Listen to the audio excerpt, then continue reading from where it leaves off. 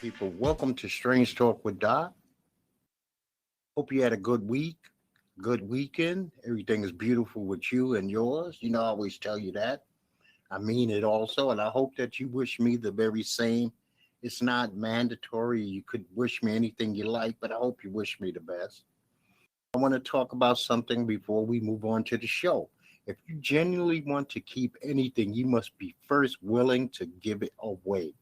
You have to be. Now, we all know this song by Sting, or at the time it might have actually been, Sting, The Police. If you love someone, set them free, free, free, set them free. You know, the Red Hot Chili Peppers, give it away, give it away, give it away now. But that's not what I'm talking about. I'm talking about also if you want to maintain any kind of knowledge, anything that keeps you whole, you must be freely willing to share it with others. When you give it away, you learn more about it. Say you are a drug addict and you are in recovery and you have found a way to stay clean and sober for years and you don't help anybody else, then you are being selfish. You are maintaining the keys and the ability to teach others. And as you teach them, you relearn. That's what I'm saying. If you know how to golf, if you freely teach somebody else how to golf, you are also practicing. It applies to almost any subject. Savings, being kind to a neighbor, learning how to let things roll off your back, relationships, not being too overbearing on your partner. If you freely give something away, it always comes back to you. It's a boomerang effect. And the effect is always in a positive manner for the most part. There are no 100% rules. And I'm not going to sit here and lie to you because I wouldn't feel good about myself if I lied straight, bold-faced to anybody. It's not what Strange Talk with Doc is about. But the things that we have, anytime, and I know I'm saying this over and over again, anytime that we share what makes us us, with somebody else, we become more of us. You become more of yourself. But when you are selfish about everything that is yours, a hungry man who never shares food because he has so much food will always remain hungry. He will never have his hunger satisfied because selfishness is a sickness. Selfishness is a poison. And to grow, we must plant seeds in others. We are the tree. So imagine yourself, these things that you are sharing with other people are seeds. They're seeds that are falling to the ground, but you're helping to replant them. You have that ability. You have that power. So please, if you got something and you really want to keep it, share it with somebody else, and it will guarantee to always be yours. And that means freely give your love, and love will be returned upon you. Even if nobody else you think loves you for the same amount of love that you give, you're loving yourself by freely sharing your love with others. So I'm going to move on from that subject. And let's go on with the show, people. Houston basketball star Darius Lee, he was shot and killed in Harlem. This dude was one of 9 people who were shot in this Harlem shooting last Monday. And this young man who seemed to be heading places in life had his life snuffed out at the age of 21. I don't know the full circumstances, but it was 9 people shot in another mass shooting, this time in Harlem, New York. I mean, this guy was getting ready to graduate from college. He seemed to have a lot of people who stood up and spoke out for him. And so I say rest in peace to this young man. Caleb Swanigan, he's a former NBA player, and he played at Purdue. He died at the age of 25. Fleetwood Mac's keyboardist Brett Tuggle died at the age of 70. Fleetwood Mac was one of the biggest groups of the 70s and 80s in the world, in the entire world. And Jalen Ferguson, a Baltimore Ravens linebacker, he died at the age of 26. Now, these are 3 very young athletes who passed away last week. And I say rest in peace to their family. Now, one of the most charismatic and biggest characters of the NFL in the late 1990s to the 2000s Tony the Goose Saragusa died at the age of 55.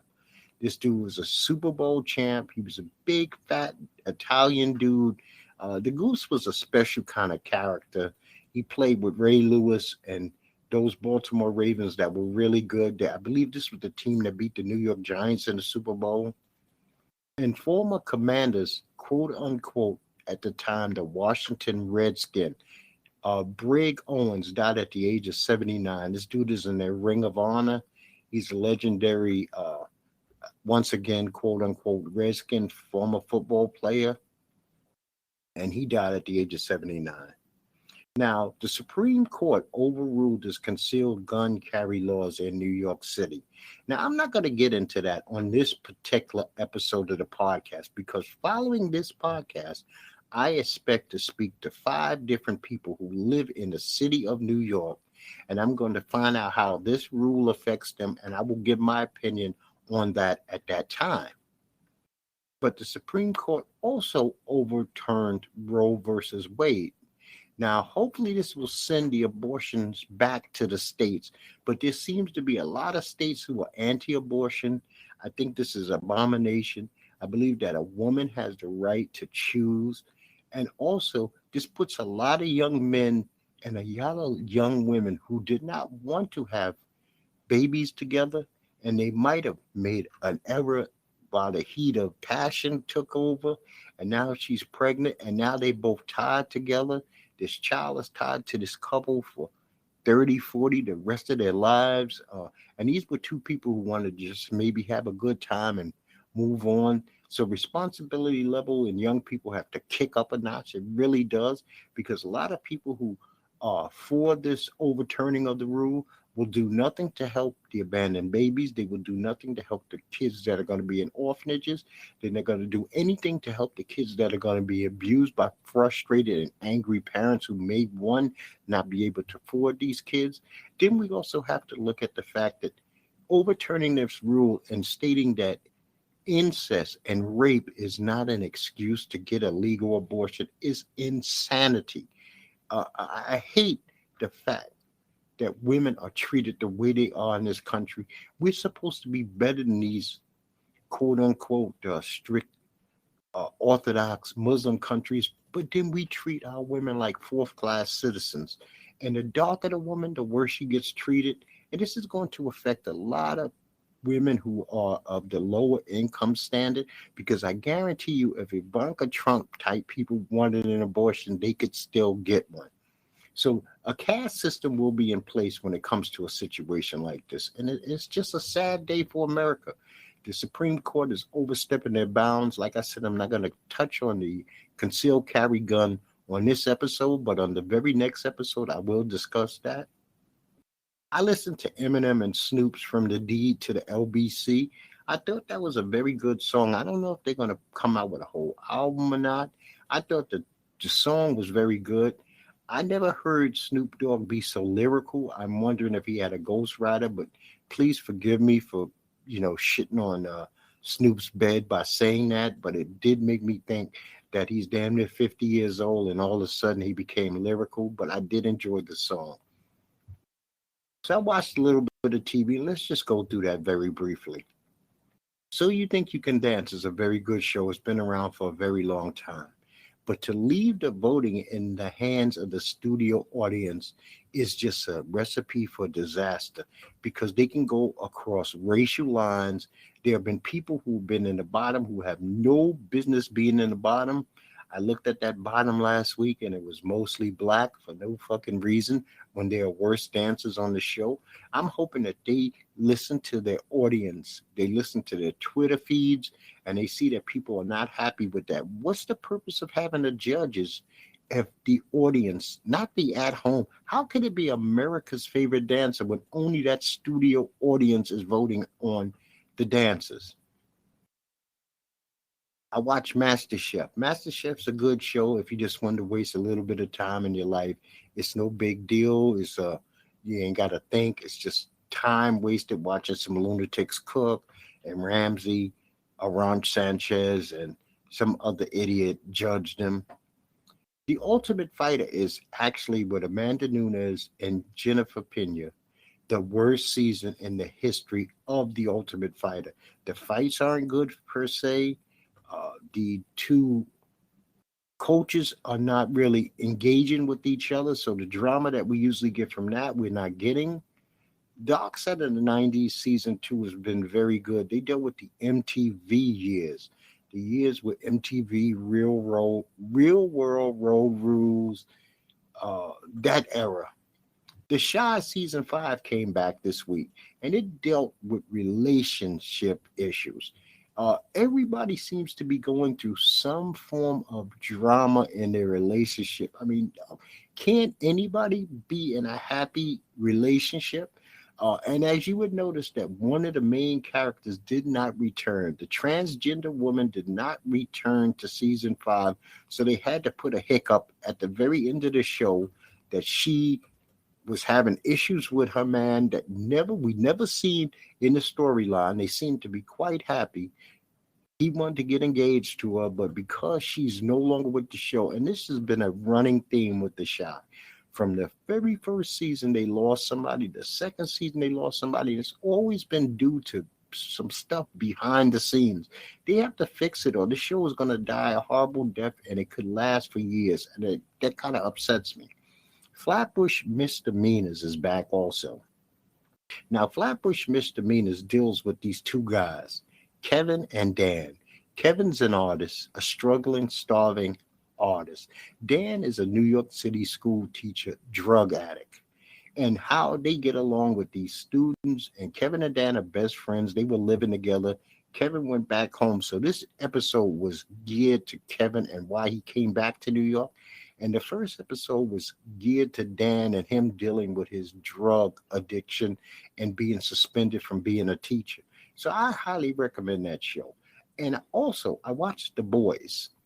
The Boys dealt with a superhero orgy. This show is fucking insane. There's no other ways to say it. It is fucking insane. There's some scenes that happened in the last 2 weeks. One between the dildo killings. This one with a jism shot out of this world. I guess only a superhero could produce. It's insane. I can't wait to see how these last 2 episodes end with this Soldier Boy and what the hell is the lead dude's name? Soldier Boy, and it's really gonna fuck with me when this the podcast is over and it hits me in the head. But they have like a Superman type hero, and he is a horrible human being. He's almighty and all powerful, but he's insane. And I also started watching Menudo, Forever Young. This is a 4-part documentary. I believe it's on HBO or Showtime. It's about the young Puerto Rican group Menudo that was big deal back in the 80s, maybe up to the mid to late 80s and early 90s, and the stuff that they dealt with. The first 2 episodes, the first one was the squeaky clean episode. The second one started alluding into the fact that sex and drugs was involved. Now, when they ended off at the end of the second episode, they were starting to talk about the abuse of these young men. So I can't wait to see 3 and 4 to see how this wraps up. Unfortunately, this weekend, my New York Yankees were no-hit by 3 pitchers from the Houston Aeros. Christian Javier, Hector Ness, and Ryan Presley. They combined to no-hit the Yankees 3-0. Now, the Yankees won game 1, lost the game 2 in this no-hitter. Yesterday, the Yankees were being no-hit to the 6th inning, but thank God their bats caught on. LeMahieu hit a home run, Stanton hit a home run, and Judge hit a dramatic 3-run home run in the 10th inning to win this game 6-3. So the Yankees are back on track, and that makes me ecstatic. The World Swimming Governing Body has banned transgender women from competing in women events. I don't know what they're going to do to involve transgender women to be able to have sports, but they cannot, and they should not. These are effectively born males who have testosterone, who are competing against athletes who only have estrogen. Now, I don't know if there's some kind of test to show that these transgender women now have such low testosterone in their body that they're not effectively masculine, but something has to be done. I know these transgender women want equal rights and they want a chance, but women should not be robbed of anything because somebody decides. Suppose you decide at 19 and you still look 100% male, and you said you're willing to put on a bikini top and bikini bottoms just so you can compete against them, but you haven't even done any transformation or transforming. You're not even taking the estrogen shots. So it's unfair to the women, and I'm very happy that the World Swimming Governing Body has stepped in. Now, weightlifting needs to step in. Anything that is physical contact needs to step in. I don't know how it affects basketball, but a bigger, stronger, say a 6'9", 6'10" transgender woman who decides they want to be a woman at this late stage and play basketball in the WNBA. We don't need some basically born male dominating female sports. It's just not fair to them.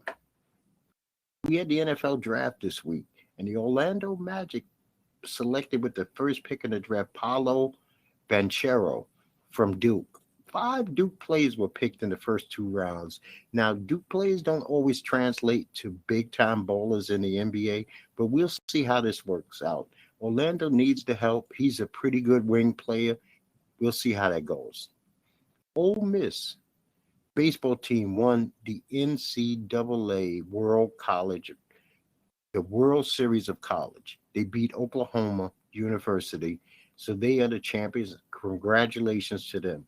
And the Colorado Avalanche finally ended Tampa Bay Lightning's domination in the NHL and won their 3rd Stanley Cup in their franchise history, but the first in 21 years with a 2-1 victory over Tampa Bay, who were the defending champs. They beat them 4-2. So congratulations to the Avalanche for bringing home the Stanley Cup to Colorado. Rob Gronkowski has decided to retire after 11 seasons and 4 Super Bowls, and he probably had 2 more Super Bowl appearances plus Pro Bowls. I'm hoping that Gronk, and I always did wish that Gronk and Tom leave the game as healthy as possible with their marbles intact. Gronk has been nothing but a delight to football fans. I mean, I wish him the best. I'm sure the opportunities for him to do things, make commercials, do guest appearances, things of that nature are great. So it's nothing but an upside for Gronk. He's hard to dislike, even if you don't like the Patriots. You could hate Brady, but there was never really a reason to dislike Gronk. So I wish him nothing but the best. So Deshaun Watson settles with 20 of the 24 women who filed lawsuits against him.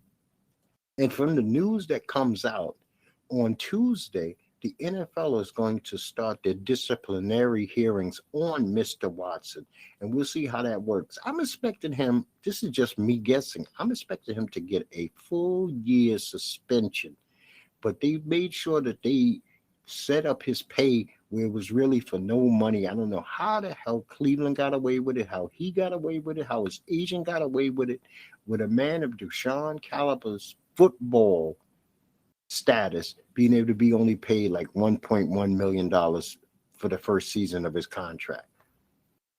The UFC had a fight night.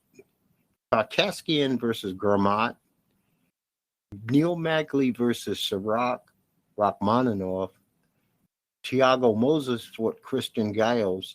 And I have to say, out of the last 5 or 6 UFCs, this is by far one of the worst UFC cards that I have seen.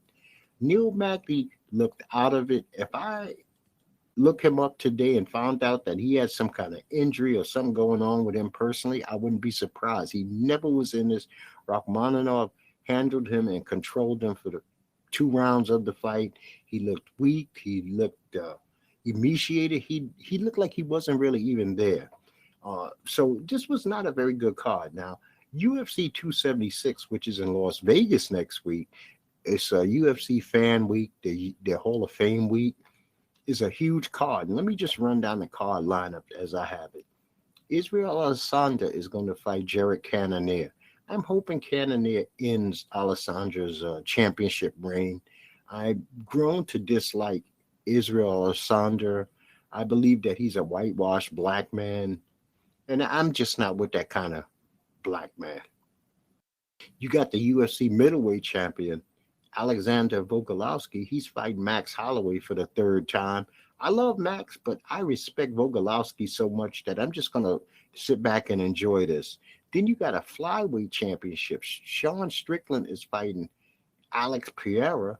Alex Pereira, if he doesn't come in there with his normal nonsense, because he's one of those flashy showboat, let me dance my ass to the ring guys. If he comes in there all business, this should be a barn burner. You got Lauren Murphy was supposed to fight Misha Tate. For some reason, Lauren Murphy had to back out. So they're trying to keep Misha Tate on the card. So we don't know. I will be announced. Pedro Munoz is fighting Sean O'Malley at bantamweight. Finally, Sean O'Malley fights somebody in the top 10. Let's see how this works out. We've seen Sean O'Malley pretty much motor through guys, but they were not guys of any name. Let's see him with a top 10 contender. Uriah Hall is fighting Andre Muniz. Jessica I is fighting Macy Barber. Brad Tavares is fighting Dracus Duplessis. And Robbie Lawler, who's actually on the undercard, is fighting Brian Barberina. So on paper, this is an outstanding card that the people are getting for Fan Fest week in Vegas. I'm hoping that it's a big blowout. I'm hoping that this is enjoyable, that I'm at the edge of my seat and screaming in my house next Sunday as I watch this. And also next Sunday, you got the WWE Money in the Bank. And here's the card. You got the U.S. Championship.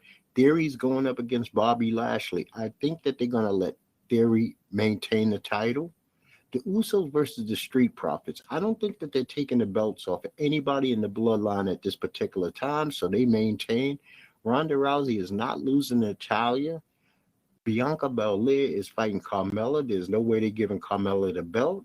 You got the women's Money in the ladder match, which is going to be Lacey Evans, Alexa Bliss, Liv Morgan, Raquel Rodriguez, and Asuka. I think they're going to have Raquel Rodriguez come out of that. Then you got the men's Money in the Bank, which is going to be Seth Rollins, Sheamus, Drew McIntyre, almost. And I don't remember who the fourth person is going to, or the fifth person is going to be. But the way I look at it is I see Drew McIntyre coming out of the Money in the Bank as the winner. Now, there also was a big pay-per-view for AEW called Forbidden Door, and I believe they have Blood and Guts next week. I have not watched Forbidden Door yet. I'm still on the fence with AEW. I don't like everybody with the face paint. I don't like every chance they get. There's a run-in, gang mentality, beatings. Nobody handles their business on their own. There's always 5 or 6 people involved. Everybody is not familiar with these Japanese wrestlers, so a lot of them are like, unless you like a knucklehead. And you know what? The AEW crowd is a huge turnoff. These motherfuckers are already screaming. That was awesome by the time they put the key in ignition in their parking garage. Before they get to the arena, they're already screaming, this is awesome. So, I mean, they're not even going with what they see in the ring. They're going with, you know what, let's try to make ourselves into a fake ECW, which is bullshit. You know what, let AEW survive on its own accord and not try to link yourself to something that you have nothing to do with. So the fans need to slow down. The announcers definitely need to slow down. Jim Ross should be retired. Everything he's seen is now the greatest thing that he's ever seen in his 30-plus years of wrestling. And that makes him a bold-faced fucking liar. Oh, this is the hardest hitter. This is the greatest leaper. This is the most exciting. No, it's not, man. You have done matches in front of 50, 60,000 people. Don't tell me 17,000 people was the loudest crowd that you've ever heard. And once again, please stick with me for my next show. It'll be me, another Doc, Eric, Netboy, who used to host the show with me, and June. And we are going to discuss the New York City Supreme Court concealed carry overturning of the law. And I appreciate you. I wish you nothing but the best. I hope that you have a great week. And like I said, if you want to reach out to me, please do so. You could do it via email. Go to my website.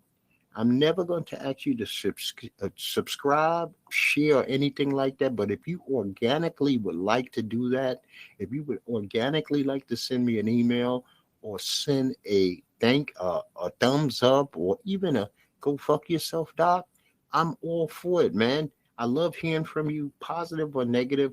It does not make a difference as long as it's truthful and you mean what you say and you say what you mean. We got no problems. I'm going to tell you till I speak to you next time, people. Peace to you and peace to you.